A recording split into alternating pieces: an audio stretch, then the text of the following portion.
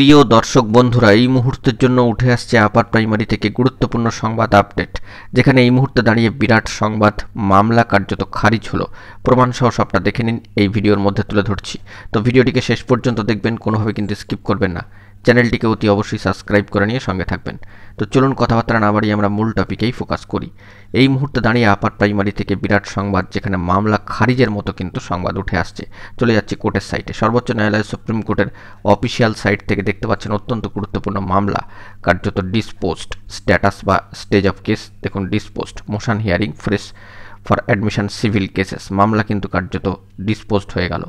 বন্ধুরা, আপার প্রাইমারির ক্ষেত্রে review petition মামলা অবশ্যই সম্মানীয় রাজীব ব্রহ্ম and others versus the state of West Bengal and others, এই গুরুত্বপূর্ণ মামলা কার্যত খারিজ হয়ে গেল। বলা যেতে পারে রিভিউ পিটিশন মামলা আপার প্রাইমারির ক্ষেত্রে কার্যত খারিজ হলো। অর্ডার কপি সেই অংশ দেখতে পাচ্ছেন। Review petition civil number of 2025, diary নম্বরও কিন্তু রয়েছে 54869 of 2024। Special leave petition civil নাম্বারটাও কিন্তু দেওয়া রয়েছে। আপার প্রাইমারির ক্ষেত্রে এই রিভিউ পিটিশন মামলা সম্মানীয় রাজীব ব্রহ্ম and others versus the state of West Bengal and others, অত্যন্ত গুরুত্বপূর্ণ মামলা কার্যত খারিজ হলো এবং সেই মর্মে কিন্তু অর্ডার কপিও উঠে আসলো। অত্যন্ত বড় খবর আপডেট আপার প্রাইমারি থেকে।